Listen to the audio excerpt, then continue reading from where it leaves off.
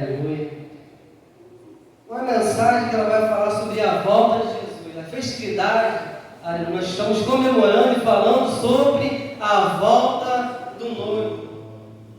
Mas o porquê ele vai voltar? Nós temos que saber o motivo do porquê ele precisa ouvir, o porquê ele vai voltar para buscar a sua igreja. Nós sabemos que o Senhor Todo-Poderoso, Ele cria tudo que está na terra, tudo de forma maravilhosa, e põe o homem e a mulher para cuidar. Dá somente uma ordem para que eles viessem se alimentar de tudo ali, menos da árvore que estivesse no centro do jardim. Se eles comessem, aleluia, Deus abençoe. Se eles comessem, automaticamente eles morreriam. E aí nós vamos ver que vai passando um tempinho, nós vamos ver a queda do homem. O homem pega e come do fruto proibido, automaticamente entra-se o pecado no mundo por causa deles. Aí nós vamos ver o Senhor perdoando o povo, perdoando, aliás, Adão e Eva, mas Ele vai ter momentos que você vai fazer sacrifício, vai se reconectar com o Senhor novamente. Aí começou a passar a ser assim. O homem, ele errava, mais à frente, uma vez ao ano, o homem vinha e fazia sacrifício de um animal, de um cordeiro. Tinha que ser perfeito diante de Deus, para receber a misericórdia de Deus sobre a vida dele, por causa dos pecados que ele tinha, ou que ela tinha cometido. Então, uma vez ao ano, o povo ia lá e ia sacrificar ao Senhor. Mas isso aqui era algo momentâneo, porque passavam os dias, as pessoas pecavam de novo, e eles tinham que esperar mais um tempo, para no dia do sacrifício ir lá fazer o sacrifício de novo, pelos seus pecados novamente. Aí o Senhor Jesus Cristo, Ele vai acabar com essa prática. Ele vai vir e vai morrer por nós, para salvar a nossa vida, como um cordeiro perfeito, por mim e por você. Ele vai acabar essa prática de a gente ter que ir no templo fazer aquele sacrifício, aquela oferta ao Senhor, para que o Senhor possa nos perdoar de nossos pecados. Só que eu fico pensando em algo nesse momento de crucificação do rei, que o Senhor, Ele passa por diversas coisas antes de chegar o momento da crucificação. O Senhor, Ele passa por diversas coisas antes de chegar no momento em que Ele vai entregar o seu Espírito a Deus. E um dos momentos em que mais marca para mim nessa história é o momento em que Ele é açoitado. Que segundo a palavra, os açoites eram um instrumento usado para castigar a pessoa que tinha sido condenada. E como funcionava? Era um pedacinho de madeira com umas cordas de couro, e nas pontas dela tinha pedaços de ossos cortantes, ou umas bolinhas, vamos botar assim, de metal. Então cada uma que ele levava, você pode imaginar cravando o osso sobre as costas dele. Cada uma que ele levava causava hematoma sobre o seu corpo. E como é que ele ficava nesse momento de açoite? A mão dele ficava presa, ele de costas abertas. E a pessoa que estava batendo, não estava batendo com amor até, porque quem estava apanhando tinha sido condenado, automaticamente era tratado como um criminoso. E quem bate numa pessoa que foi condenada, não bate com calma, não bate com carinho, não bate com amor. Aí eu fico imaginando nesse momento, cada uma que o Senhor levava. A primeira, a gente já vê o sangue escorrendo, os ossos entrando, penetrando sobre a pele, os hematomas causados pelas bolas de metais que ficavam na ponta do instrumento usado para açoitar. Aí tu vem levando a primeira, a segunda, a terceira.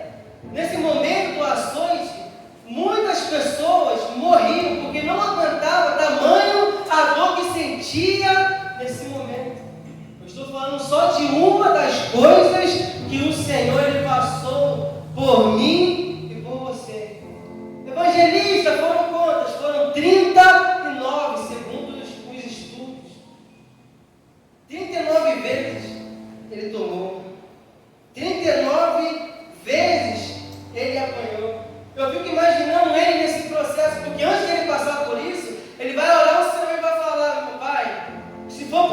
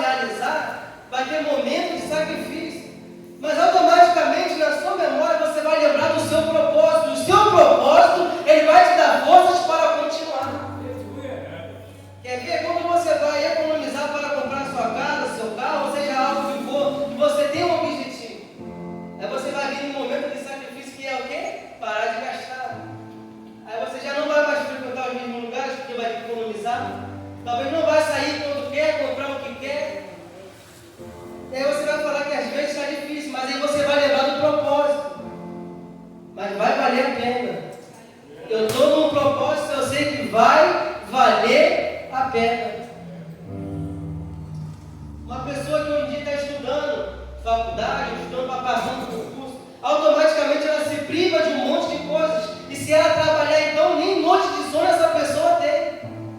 Aí chega os dias cansativos, ela vai olhar e vai falar, dá vontade de desistir de tudo. Mas eu tenho um propósito. E eu sei que no final de tudo, todo o meu esforço vai valer a pena. Então, um propósito que você tem, quando estiver no meio da dor, você vai lembrar dele, e aquilo vai te dar forças para você continuar suportando o processo para chegar no objetivo. Eu quero conjecturar, que a mente de pregador é vez boa, né? Eu quero conjecturar o momento em que Deus estava sendo, que o Senhor estava sendo açoitado. Aí ele leva a primeira. Aí na primeira que ele leva, ele vai pensar, vai valer a pena. Essa aqui foi pelo diácono Rafael. Aí ele toma a segunda, lá atrás, já vendo o que ia acontecer aqui na frente. Essa daqui foi pelo presbítero Luciano, vai valer a pena.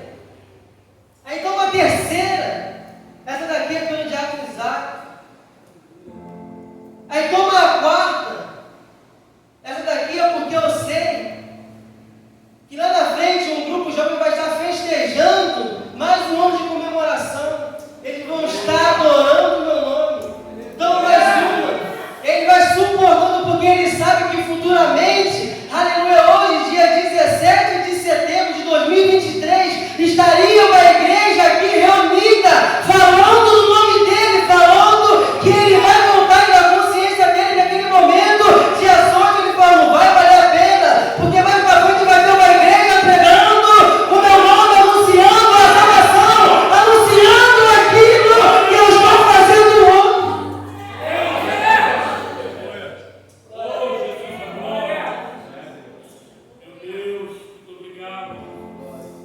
Por mim e por você. Aleluia. Foi por mim e por você.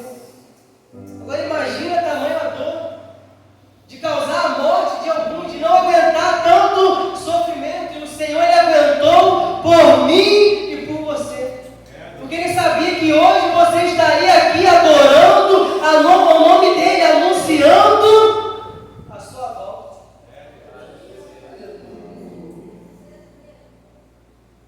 Quando me traz mensagem para falar sobre o noivo, nesse momento aqui eu te peço bastante atenção, para a gente não confundir as coisas.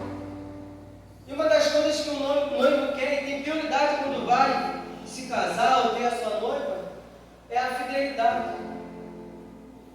Porque momentos ruins tem. Tanto é que a gente faz um juramento quando vai casar. Aceita na saúde, na doença, na tristeza, na alegria, na riqueza, na pobreza, né? Assim que a gente faz o juramento. Por quê? Porque a nossa vida aqui na terra, ela é incerta. Hoje você está bem, amanhã você está mal, depois você não sabe como vai estar. Mas fazemos um juramento de fidelidade. E é isso que o noivo espera de nós. Uma fidelidade. Aí eu pensando sobre isso, sobre o assunto, me veio aquela palavra prioridade. Aí eu pensei para falar, eu parei para pensar o significado de prioridade. É aquilo que vem primeiro, aquilo que tem uma certa preferência. Sabe quando você vai no mercado, num caixa, num banco, tem aquelas filas preferenciais? A pessoa tem uma certa prioridade ali, aí você vai ver escrito que é prioridade para pessoas avançadas de idade, pessoas que estão na gestação, crianças de colo, pessoas bem acima do peso. Essas são as pessoas que vão poder ir e desfrutar daquilo dali. Mas quando elas não estão, e quando não se há pessoas que se enquadram nesse detalhe, qualquer pessoa pode ir, ou não. Se você vai no mercado e não tem nenhum senhor, não tem nenhuma mulher grávida, nenhuma criança de colo, e a fila preferencial estiver vazia, aquela fila vai continuar vazia ou vai vir outras pessoas que não são? Porque aquilo ali é uma fila preferencial, ela não é exclusiva, ela só é preferencial. Agora,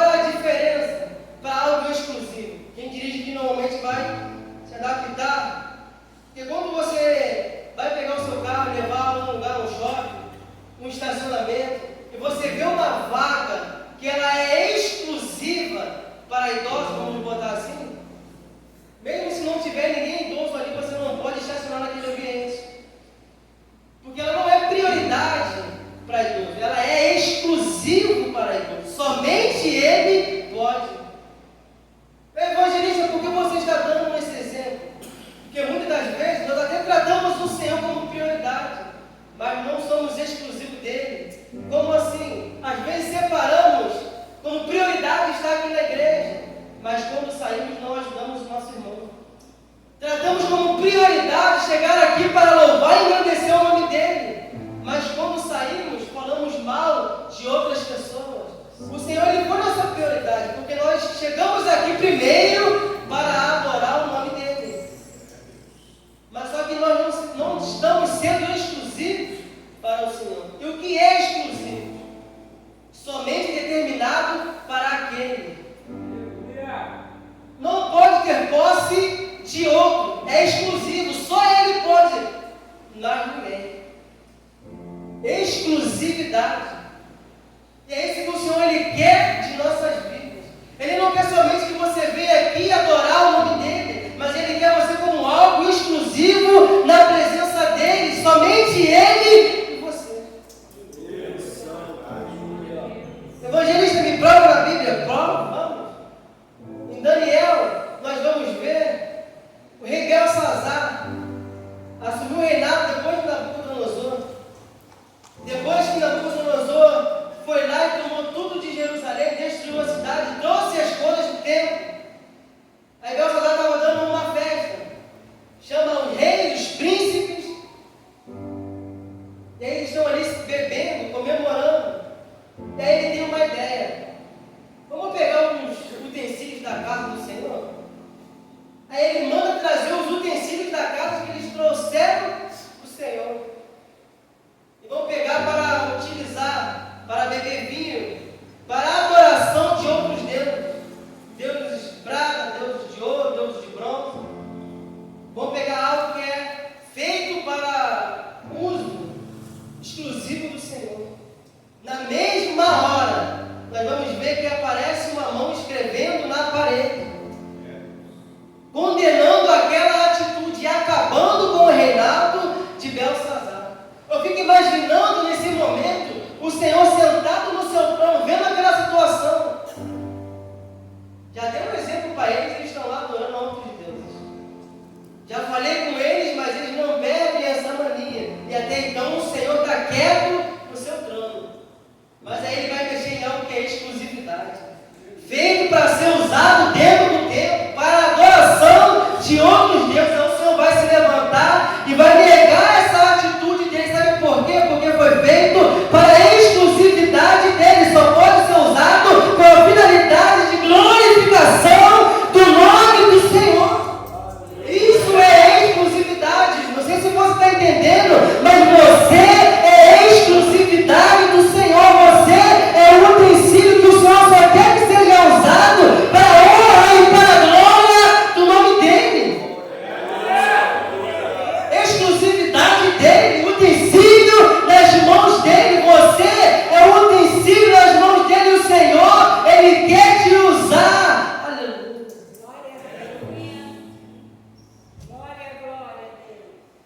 Tem mais? Tem. De uma fonte não pode jorrar dois tipos de água. Ou você é ou você não é. Automaticamente o Senhor está falando: eu não aceito ser dividido. Ou você vem por completo, ou você não vem. Eu quero exclusividade. Em Apocalipse ele vai dizer para uma das igrejas: estou a ponto de vomitar, porque não és quente e nem frio, mas é morno. Aí ele está falando: automaticamente decide o que você quer fazer. Ou você vem, ou você não vem, porque o Senhor ele não te quer pela metade. Já foi falado aqui pelo diácono Rafael: se entregar por inteiro, se entregar por completo. E é isso que o Senhor quer de nós. Se entregar por completo. E o que é se entregar por completo? É ser o mesmo aqui, o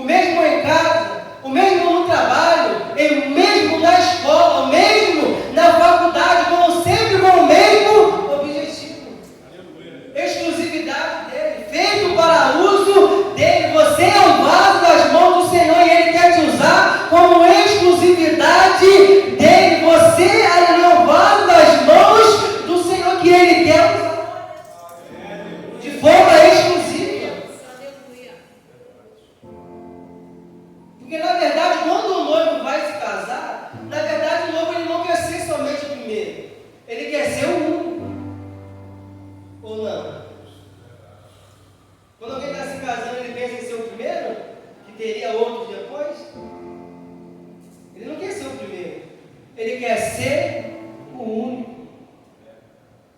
Ele quer ser o único. Aleluia. O único que governa nossas vidas, que nos ajuda, que nos orienta, que nos usa. Aleluia. Quer ser o único. O único a fazer morada em nossas vidas. E será que nós temos sido essa exclusividade? Será que nós estamos se entregando por completo ao nosso Senhor? E quando Ele foi lá na cruz, Ele não se entregou pela metade. Ele não sofreu pela metade. O sacrifício não foi pela metade, Ele se entregou por completo. Foi por completo. E qual o objetivo? De preparar uma morada para mim e para você. Uma morada celestial. Foi preparar para mim e para você. Mesmo sem ser merecedor. Ainda estando no lamaçal do pecado. Mesmo sem merecer nada. O Senhor Ele vai lá, usa alguém para nos buscar, nos traz para a presença dEle, nos limpa, nos orienta, começa a nos usar também. E muitas das vezes o vale se engrandece, acha que é alguém, se desfaz de outras pessoas, mas se não fosse por Ele, nada nós seríamos. Se não fosse Ele na nossa vida, nós nem estaríamos aqui. Miserável homem que somos. Se não fosse Ele em nossas vidas, se não fosse a graça do Senhor nos acompanhando todos os dias. E aí Ele morre por nós. E Ele é assunto aos céus. Aí a Bíblia, ela vai dizer que o Senhor, nosso Senhor Jesus Cristo, Ele é a primícia dos que dormem. Como assim a primícia? A primícia era a primeira parte tirada da colheita e era entregue em forma de oferta ao Senhor. Então, no momento de plantação da colheita, aquilo que era tirado por primeiro, chamado as primícias,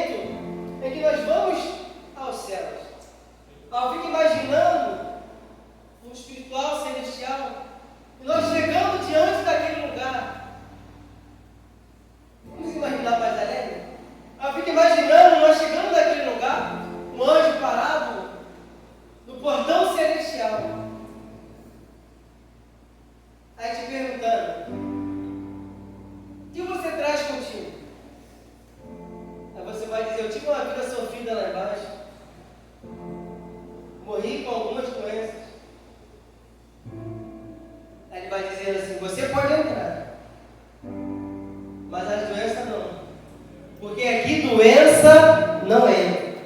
Lá embaixo você pode sofrer, o físico pode sofrer, mas aqui em cima a doença não entra. Aí vai entrar outra. Qual o seu nome? O que está carregando contigo? Estou carregando uma profunda tristeza. Lá embaixo sofri muito. Tive uma vida dolorosa. Aí ele vai olhar e vai dizer: você pode, a tristeza fica. Por quê? Porque lá em cima não vai ter tristeza. Aí vai chegar outro chorando. Está chorando por quê? Muitas lutas, perseguições, momentos dificultosos. Aonde vai olhar para ele, você entra. O choro não. Porque a única descrição que nós temos de como vai ser lá é que lá não vai ter choro, lá não vai ter dor, lá não vai ter tristeza, aleluia.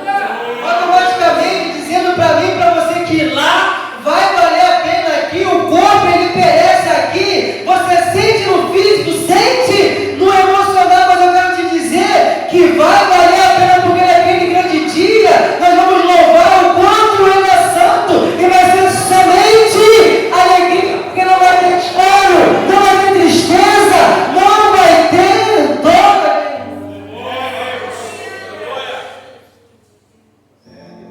E aqui é uma música que vai falar que morte, choro, tristeza e dor nunca mais.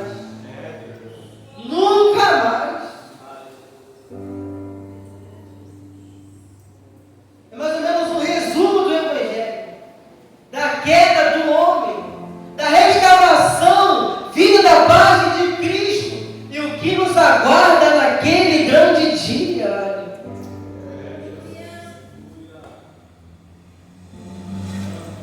E o resultado final, mais impressionante de tudo, é que quem escolhe somos nós. Verdade. Porque se você parar para pensar, até quem não é crente sabe o que o crente tem que fazer. Se você trabalha no meio de pessoas que são ímpias, e você der um mau testemunho, a primeira coisa que ele vai falar para ele é crente. Ele nem vai na igreja, mas sabe o exemplo que o crente tem que dar. Se você der um mau testemunho na escola, na faculdade, a pessoa pode nunca ter pisado dentro da igreja do Senhor. Mas eu pensava que o crente não podia agir dessa forma. Porque até ele que não é sabe, quanto mais nós que sabemos. Para a gente fechar aqui, quero terminar com uma ilustração de um rapaz que ele era muito alegre. E aí, ele tinha um filho dele mais velho, estava sempre brincando com o filho. Só que em certo momento ele passou mal. Foi para o hospital. Olha a brincadeira do rapaz. Quando o filho foi ver ele, ele fingiu que estava morto.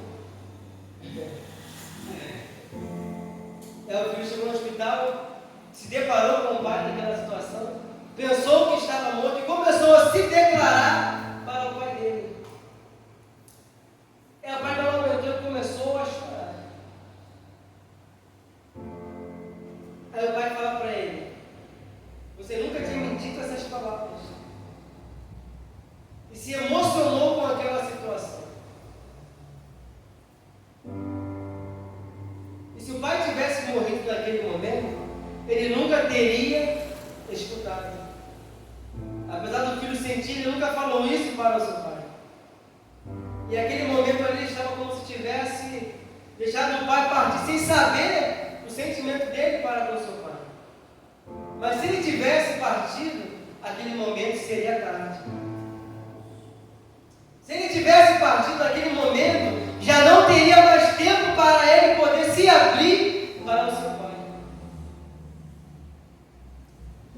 E o que eu quero dizer com essa ilustração?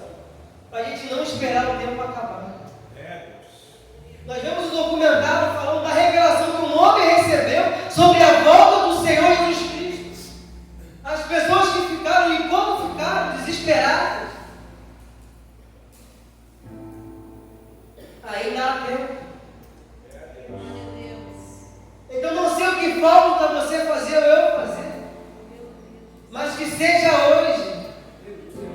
venha logo. Que não venhamos ficar esperando, porque amanhã pode ser tarde. Amanhã pode ter passado uma hora. Lá no meu trabalho é uma loja de esquina. Aí na esquina do trabalho tem um ponto de ônibus. Eu estava vendo uma senhora quando estava limpando lá no trilho, estava vendo a senhora que estava parada conversando.